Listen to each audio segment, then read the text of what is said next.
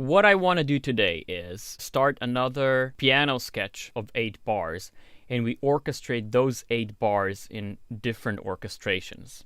Okay, so let's do D minor. 1, 2, 3, 4, 5, 6, 7, 8. Well, we can do this. 9 bars.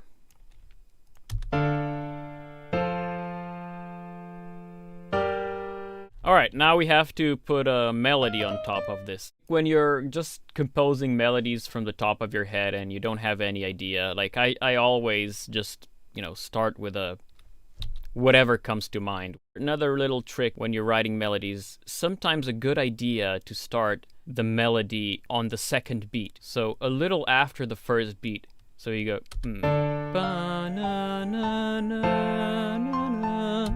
Instead of that we would just do, a lot of good melodies start on the second beat. I know it's not a very amazing melody, but we have to start somewhere. Another thing when you're composing melody that is very important is that the melody goes somewhere and then it reaches a peak and then it slowly goes down. So this is our melody.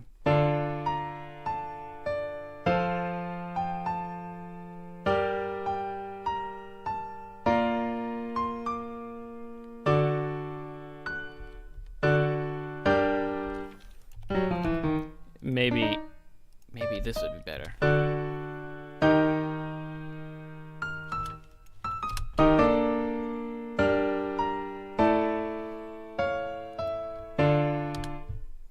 Alright, there we are. For the first orchestration, we're going to do the melody in the first violins, and then the harmony, the inner voices, are going to be in the second violins, violi, and the celli. One simple way you can already arrange is just looking at your piano sketch and then moving the notes around. So each of the instruments plays one of the voices in the piano sketch.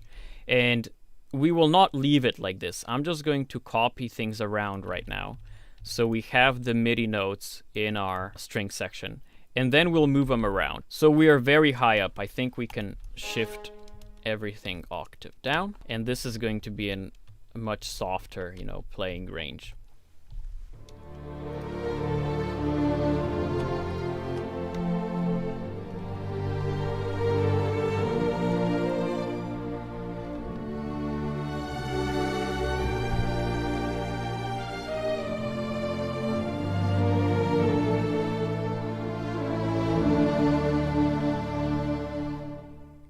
So let's copy this over.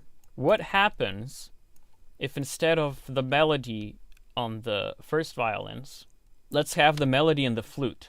Will this orchestration work?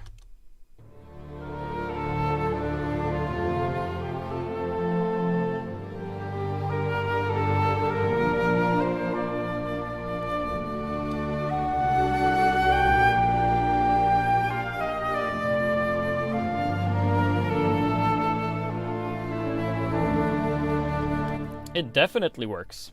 But what we can also have now, like we have one instrument that's not playing anything. We have the first violins. So what we can do in the first violins, for example, is have some texture going on. So what I call texture is mostly arpeggiated chords inside the orchestra, fast arpeggiated chords that add some movement to the orchestration, but the ear is not necessarily drawn to them as the main part of the orchestra. You still want to hear the melody.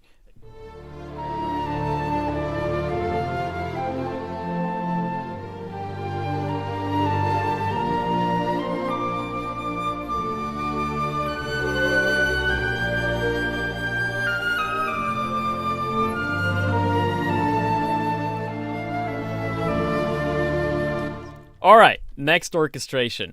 Let's put our violins octave up.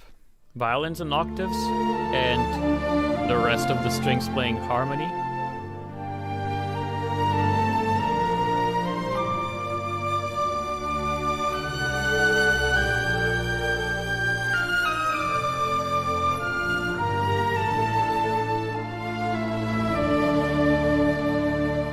We haven't added any brass. So with the brass, you can have, of course, two things that brass can play. One is melody, one is harmony. So let's do both options. Let's first do the brass playing the melody.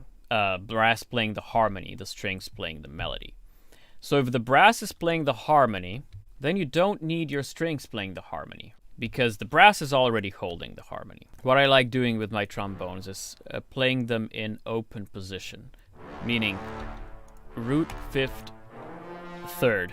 So if I just leave it like this, as my strings, still all of these strings would be playing the harmony with the trombones. And I just leave it like this, you're gonna see that we have a lot of problems already. We have 2/3, and I'm quite sure I could find another spot where we would be, doubling the third. And that's not a good idea, because it just makes it sound muddy.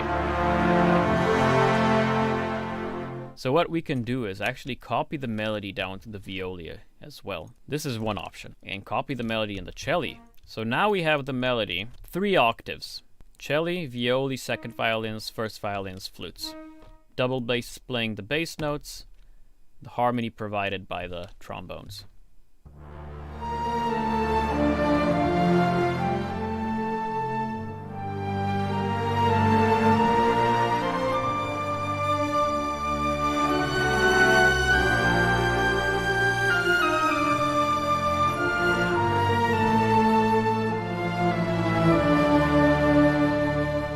So I would use this type of orchestration for, very powerful ending statements. And if you want to even make it even more powerful, we can copy the melody down to the horns.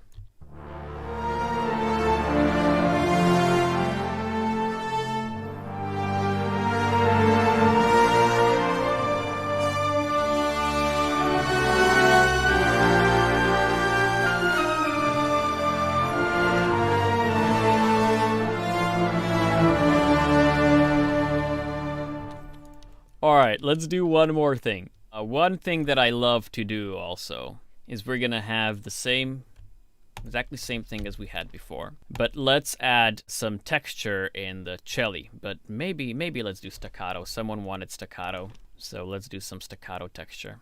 So the easiest thing that I can do, if I just want a very simple texture, is I can follow the structure of my trombones with my cello.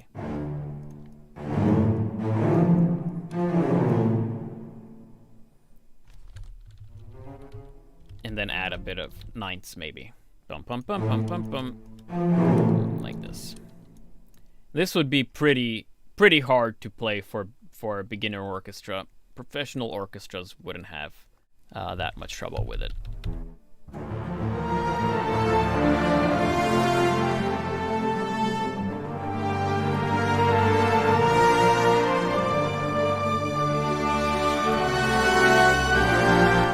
Maybe at this point we could even add trumpets. So because the horns couldn't go that high, the trumpets definitely can, and they can soar here. And another thing we could do, maybe we copy these cellos. Let's add a clarinet, and we will add a bassoon, and we will add even some more texture to this orchestration. So what I can do is also one thing that, might be smart, is the same thing as we did with the texture in the violins, because now this texture in the clarinets is a bit all over the place. So it would make sense for us to follow the melody with our texture slightly. And let's have the bassoon double some of the low notes of the cello. So the clarinet is basically doubling the top notes of the cello for a while, and then the bassoon is going to double the low notes of the cello. One more thing that we can do is add harp.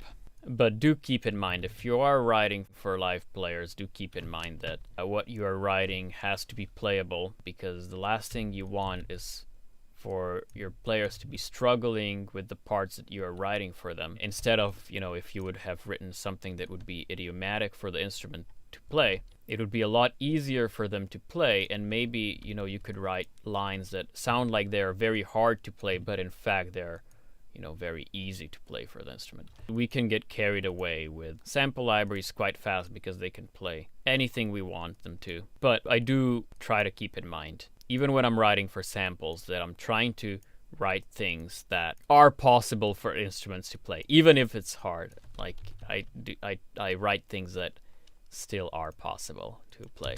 Ending timpani roll, and that I think is going to be our last orchestration of the day.